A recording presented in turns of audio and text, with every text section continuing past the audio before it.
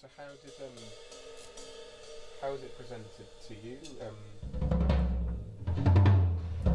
That it ended up to be Fran and us guys that did Will bring stuff to you? Yeah, he gave me 20 finalists. Oh really? As it were, and I listened through to everything. And the top, you guys came in the top 3 every time, and then there was 2 American bands, which I really liked, and they were really left of centre.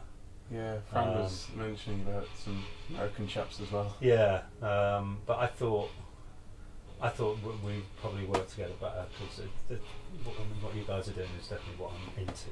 Do you know what I mean? So great. I think, and this setting, because one of the bands was quite electronic. Right. And it would seem like a bit of a waste. I mean, the space is... Yeah. Yeah. Really wanted to use the space to its best advantage, really. Absolutely. So I think once we're going, it's going to be... I want to hear the room. Yeah. You know what I mean? What a beautiful space to work in. It's lovely. It's really gorgeous. So... monitoring it here as well. It looks beefy, to say the least. And doing the tape thing as well is... Yeah. So that's how really it's sort of like, I think that would work. Yeah, absolutely.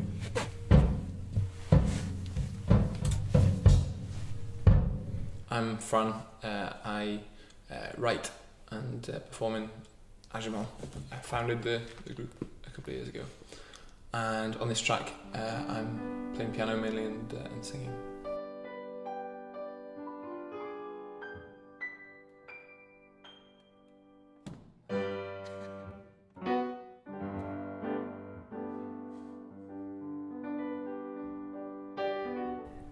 Together as a team, and the concept came up. He thought, well, why don't we do a recording competition, something where we take any artist or a band from any place in the whole world and give them the opportunity to record in the ultimate setting. So we devised the plan that we would come to Air Studios. We thought this would be a great setting for the competition.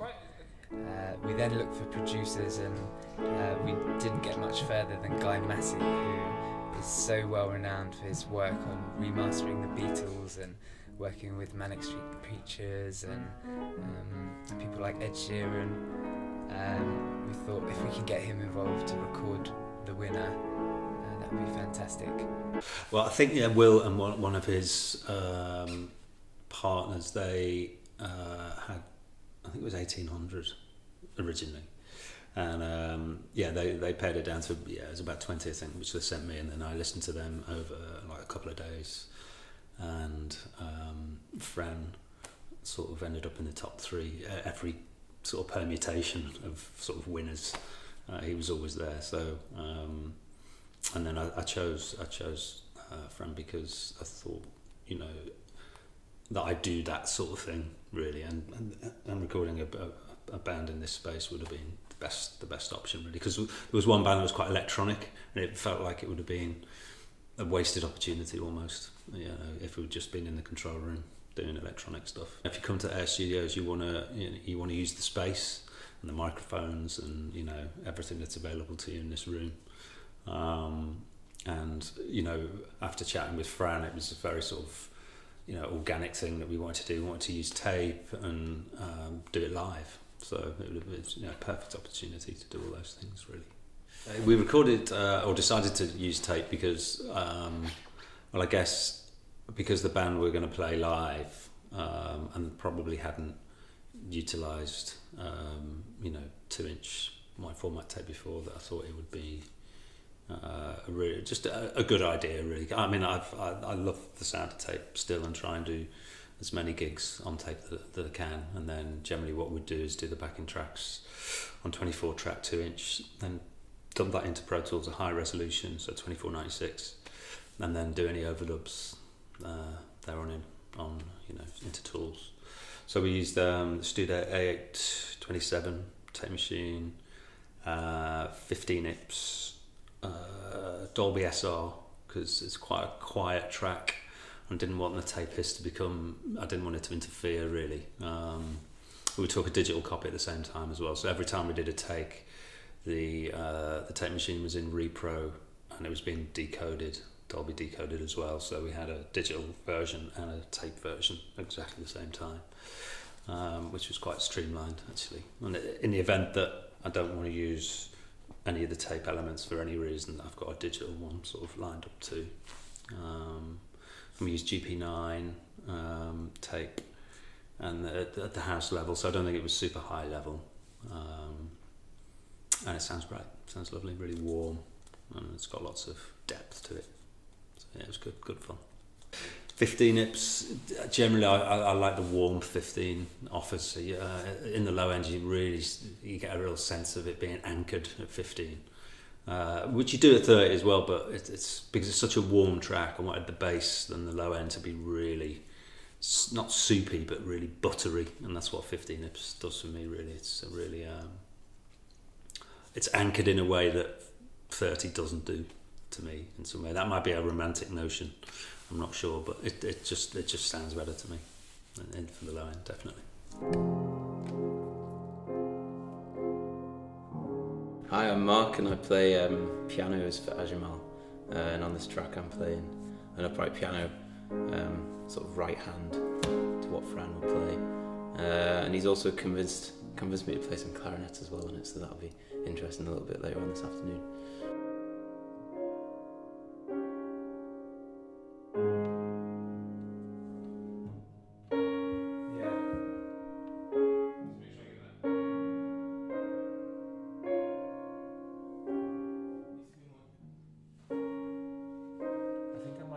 I might just add those low notes at the end, just to, it could maybe just be broad.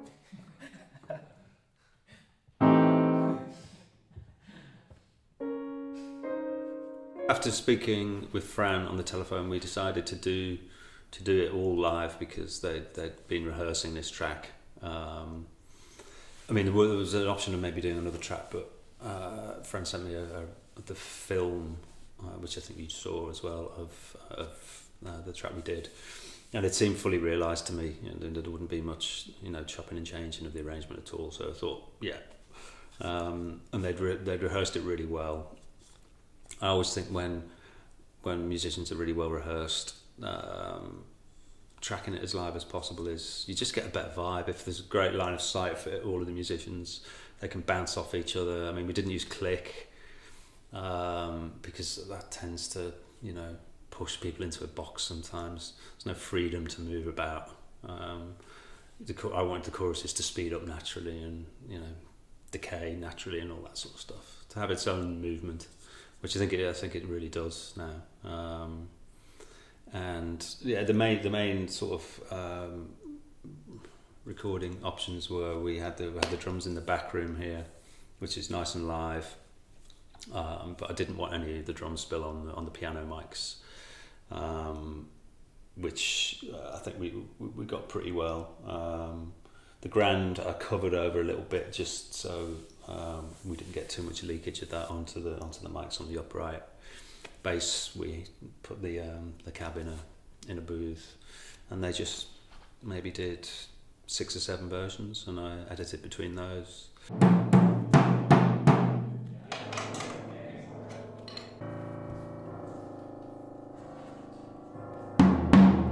I'm Matt. I play drums in Ajimal and perhaps a bit of backing vocals every so often. Yeah.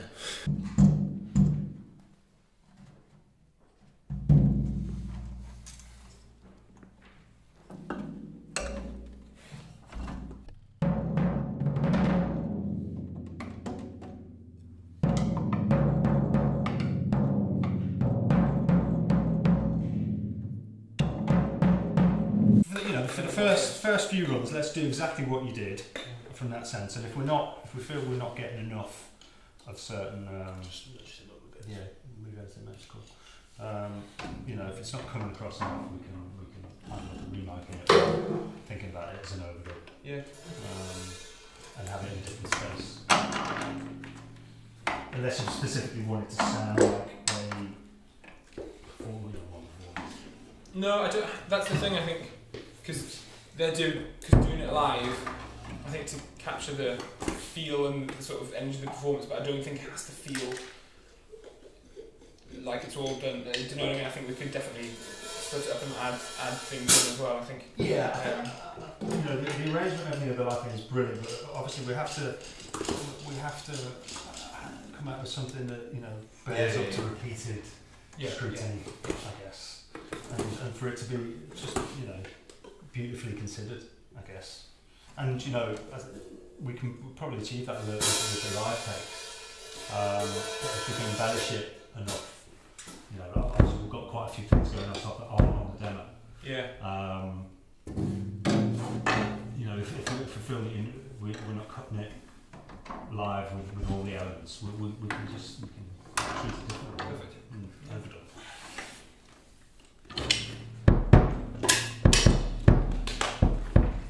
So I guess I just have to make sure that the spill at the beginning is all friendly spill, you know, especially on the piano.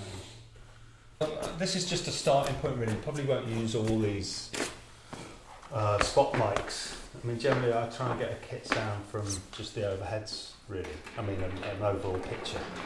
So these are the ones I'll put up first and try and make sure the whole kit's balanced. And then I'll put all the spots in after that and make sure they're all in phase. And I'll record them, but whether we need them or not, I don't know, because the drum part is very minimal. Yeah. Seems to have quite a few on the kick. Yeah, there's one inside for a bit of attack. And then I'll probably do an either or thing here. The NS10 cone is there for basically the sub-harmonics. Everything below 100 Hz is really and the part, well, I mean there isn't a kick part at the moment, but I think maybe we should investigate introducing a pulse there's an instrumental section in there which might be nice. Right. So I'm going to mic it up with that, and then the one in the middle, the silver one, is a ribbon, which often is a cure-all. It just sounds great as it is. So it might be just that I record that one. What is it? It's a Shaw KSM 53 or 253, 353. It used to be, there's a company called Crowley and Tripp that Shaw bought, and I got that about 3 years ago, and it's a mic you can use on everything. It just sounds amazing. But it can take a real sort of SPL as well, so you can stick in front of a bass drum, bass cab, guitar cab on full, and really loud vocals, and it doesn't break.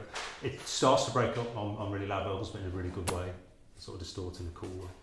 Okay. So it might be that we just use that if we get the drum part, bass drum part. But I'm just putting them all up just in case. Yeah. And the rest are just spots. I've got 2 ambient mics here, which I'll probably run through some compression just to bring the room up a bit.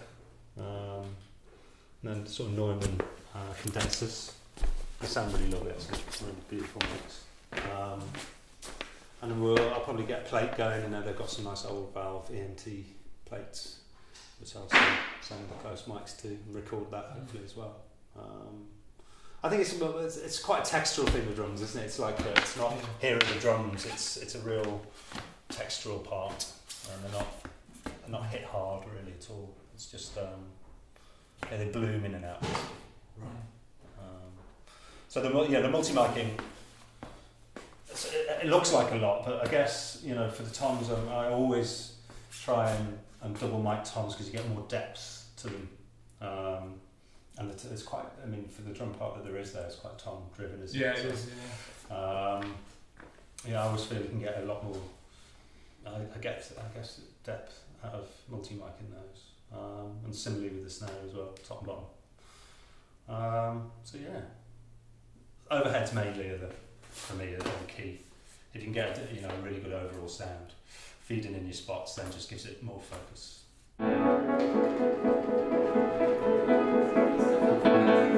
Yeah, there's something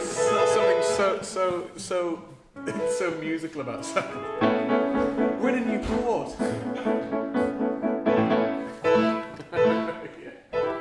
Hi, I'm Ben, and I'll be playing bass with Ajimal for I've Known Your Heart. It's got the ultra high and ultra low stuff on. I can get like the detail on the bass itself, I think, if we just get it flat on the amp first. Bright channel and normal channel. Say again? Got the bright channel and normal channel. Go for the normal.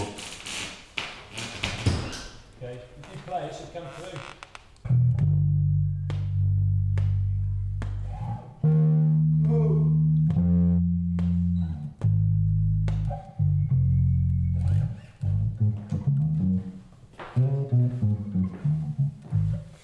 Sounds great in this room, isn't it? It's fantastic.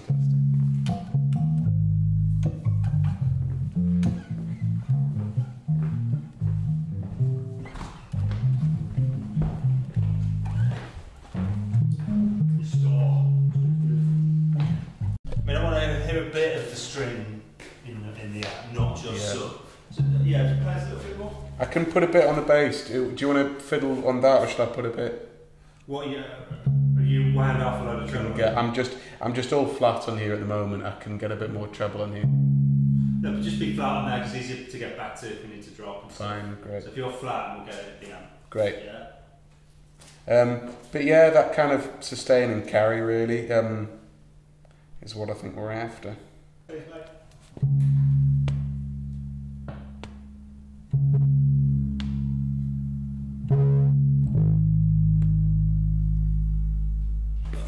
You could just play it for us too. Yeah.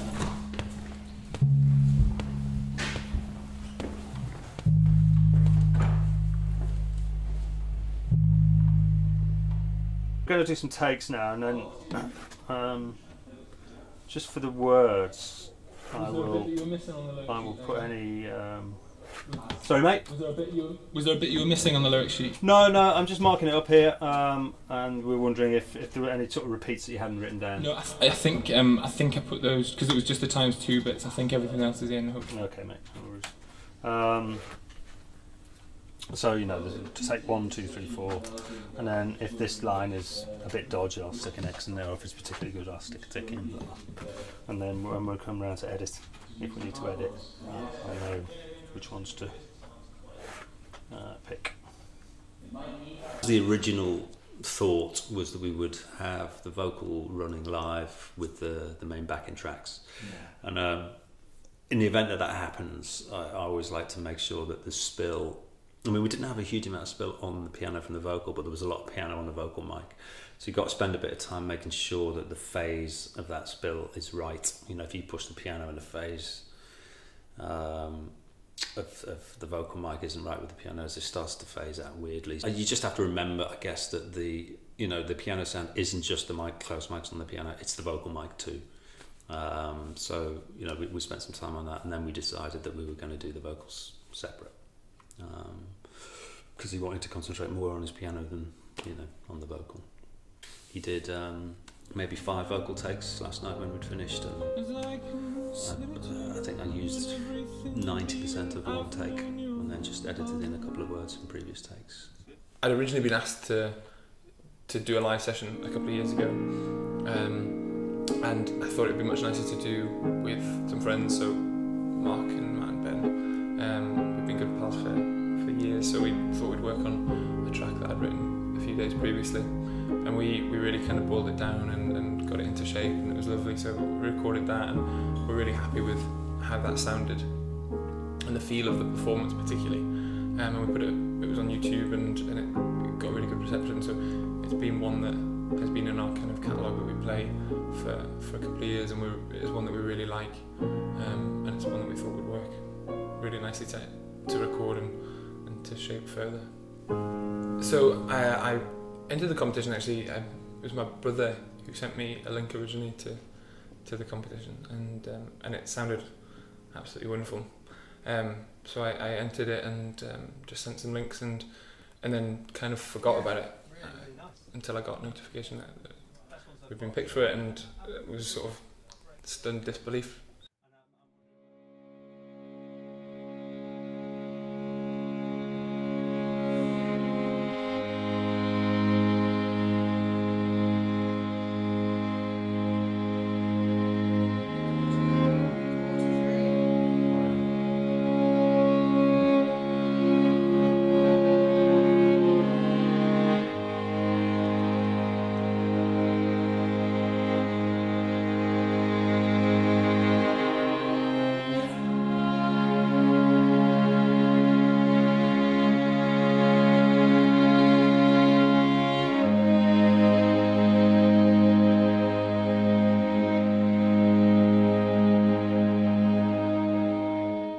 I hadn't really thought about instrumentation and orchestration yet. I'm a big fan of that kind of thing, but we hadn't explored it. So that's something really exciting to hear it just get wider and get fuller and add those textures in. So I'm really excited to hear where it goes and what other sort of sounds we can add in.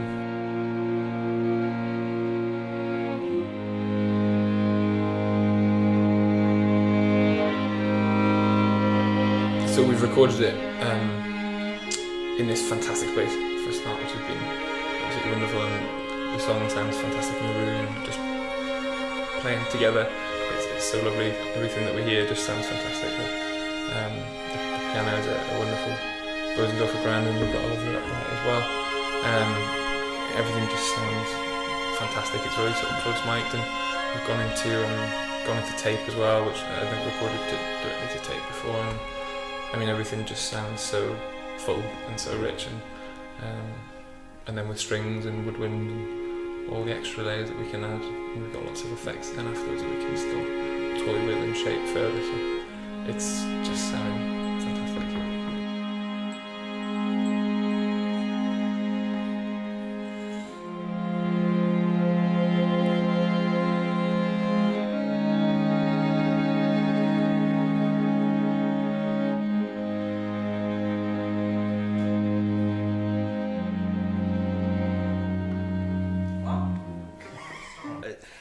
I keep saying old school. It's a very old school recording session, live to tape, and then we're doing sweetening overdubs, today really. So we've just had the strings in. We're going to do some woodwind and some vibes and other bits and bobs later. Fran and the lads have got a really sort of, I think, a clear idea of where they want the backing vocals to be. So they've rehearsed that quite a lot before they came down. So we're going to tackle those first, which then will inform us where we're going to do the woodwind, because we don't want any parts to clash or frequencies to clash in the wind. So I guess when I was talking about experimentation, we'll probably experiment with parts, and they have written parts for the woodwind, but now we've got the strings on, it might be too much. So we'll record some stuff, or have a listen to what parts they've got written, and if they're not quite right, we'll change them and add them. But I think when I was talking about experimentation, it's things like with the bowed vibes, I really want to hear some proper subsonic bass in there. So we're going to have a look at a couple of synths just to get something really low in there, just very in subtle places. And I hear some sort of glitchiness going on, which Fran's a big fan of. We've got an old Vincent Ecker wreck in there, which sort of is doing its own glitching at the minute. So I'm thinking about maybe recording that, and then sort of fucking with the sound a bit, to make it really sort of unsettling in a way, but not self-consciously unsettling. So it's in the background, and it pulls your ear to like what's going on there, like just a textural thing really, because the strings do that in their own way. I mean, when Sal was going through the arrangement, we were thinking maybe it needed a bit of dissonance somewhere because it's quite sweet.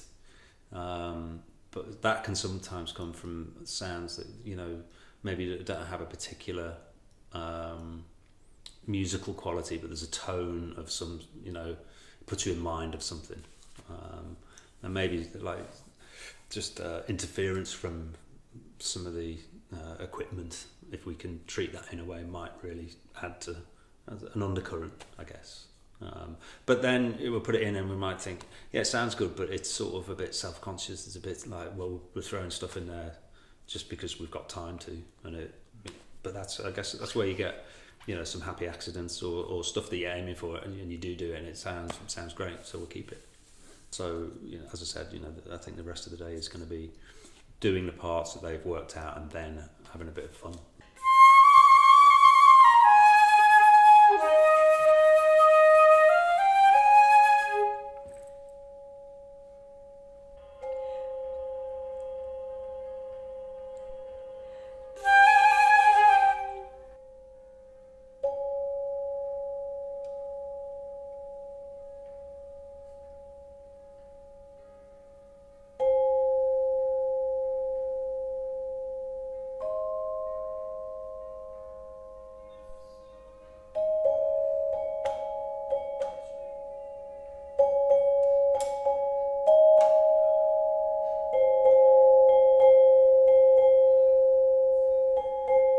by the end of play today, hopefully we'll have all the elements in and edited. And then what I intend to do is I'll probably just give them a board mix to take away with them so they can hear all the elements.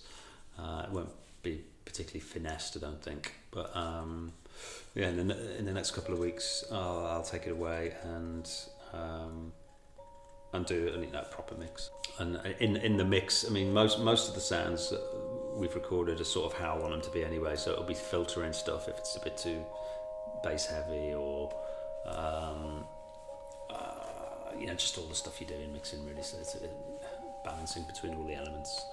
I don't really see a huge amount of creative mixing going on in the sense that it's all, all the sounds we've got are how we want it to be. It's very natural sounding, but it's got to sound grand and deep.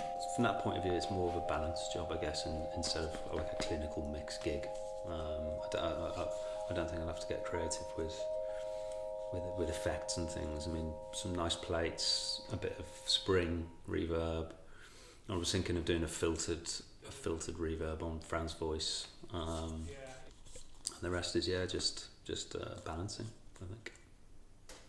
We've captured a performance vibe to it, which is really nice because that's always been quite central to the song, I think. And for me, the delivery of the lyrics and the vocal melodies is really fundamental to it as well. It's been fantastic working with Guy.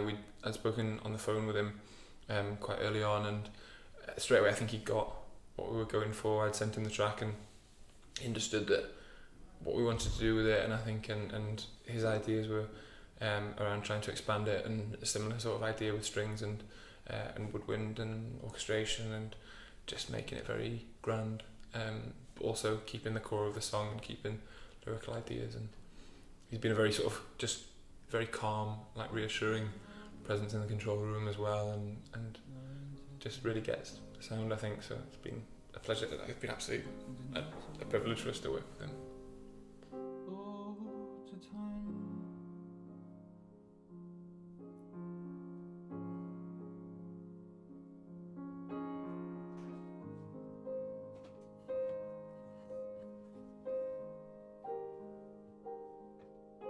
Darling, time waits for no shoe, still there for me or you, and everything we do makes time slip faster still.